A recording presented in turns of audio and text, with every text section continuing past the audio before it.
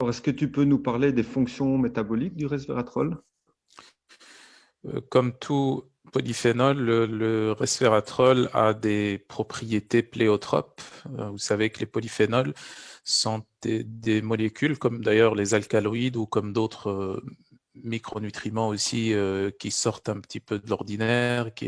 Ici, on ne parle pas des vitamines ou des minéraux ou des oligoéléments ou des pseudovitamines, on parle vraiment de nutriments qui sont à part et qui ont des propriétés à part, des substances aromatiques par exemple, ou des polyphénols ou des alcaloïdes ou autres. Donc comme toutes ces molécules-là sont synthétisées par les plantes en réalité pour se défendre contre un environnement on va dire agressif, surtout si la plante pousse dans un milieu sauvage, dans de bonnes conditions, c'est-à-dire où on n'a pas mis de pesticides, où on n'a pas cultivé cette plante, où on l'a hyper protégée, etc. Donc là, dans ces cas-là, quand la plante est confrontée avec à des facteurs environnementaux comme des baisses de la température importante ou le contraire aussi, donc des changements importants de température, également tout ce qui est parasites, bactéries, virus,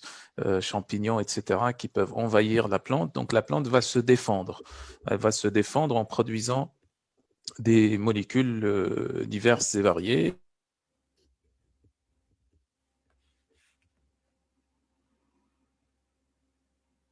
Et dont les polyphénols sont les plus importants et les plus performants qui peuvent être engendrés, donc des effets néfastes de l'environnement qui peuvent être engendrés sur la plante. Et donc la plante, elle synthétise comme ça des molécules comme les polyphénols et notamment surtout dans ce cas le resveratrol pour diminuer par exemple tout ce qui est inflammation, stress oxydatif, stress métabolique en général au niveau de la plante, pour bloquer certains processus tumoraux au niveau de la plante aussi, pour avoir un effet antimicrobien, tout simplement pour détruire les bactéries, les parasites, les champignons, etc., qui peuvent envahir la plante, etc., etc. Donc, les plantes s'adaptent de cette façon. Et dans ce sens, les polyphénols, quand on les utilise à titre, on va dire, préventif ou même curatif, elles ont toutes ces propriétés-là. Donc, c'est pour ça que les polyphénols ont des effets divers et variés.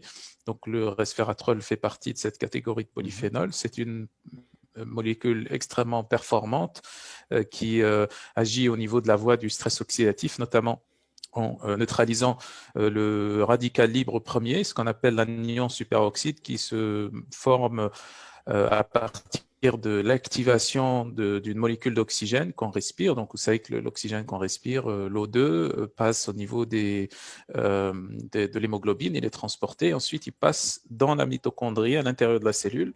Et c'est là où il est stocké et utilisé pour faire de l'énergie. Et au niveau de la mitochondrie, parfois, lorsqu'il y a transport d'électrons pour produire cette énergie, certains électrons, une petite fraction d'électrons, parfois se détachent et va se fixer sur cet oxygène pour produire un radical libre qu'on appelle l'anion superoxyde, qui est extrêmement dangereux et extrêmement destructeur pour la cellule.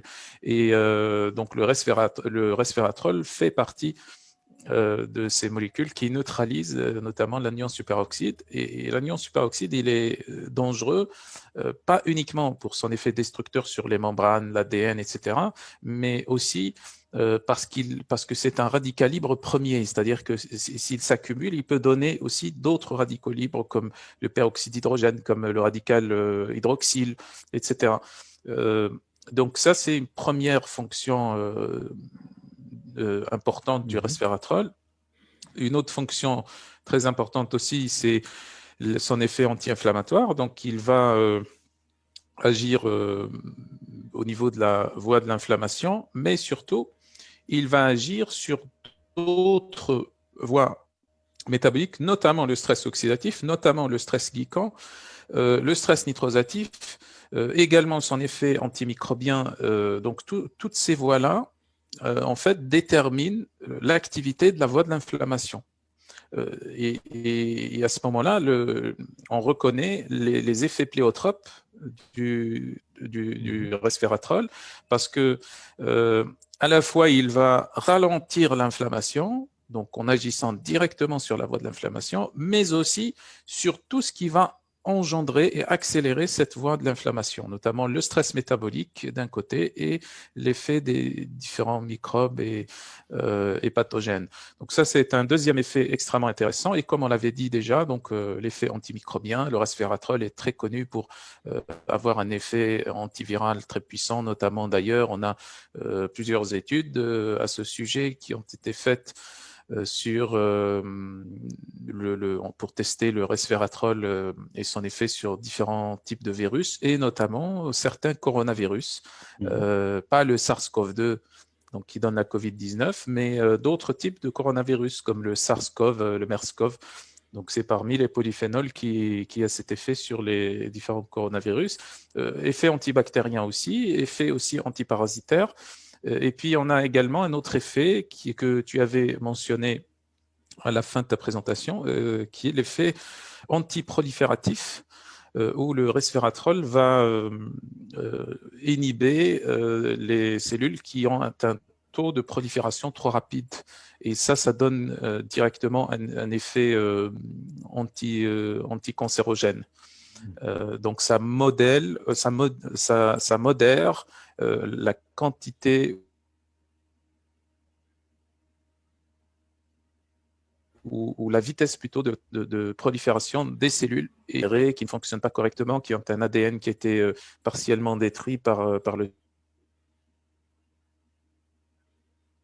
stress oxydatif. Donc ça donne cet effet avec le resveratrol antiprolifératif. Donc, et comme avec tous ces effets-là, qui sont des effets principaux du resveratrol, donc effet antioxydant, anti-stress métabolique, anti-stress glycan, anti-inflammatoire, effet antimicrobien, effet antiprolifératif, donc tout ça va permettre de protéger certains organes, notamment le cœur, les vaisseaux, le cerveau, etc.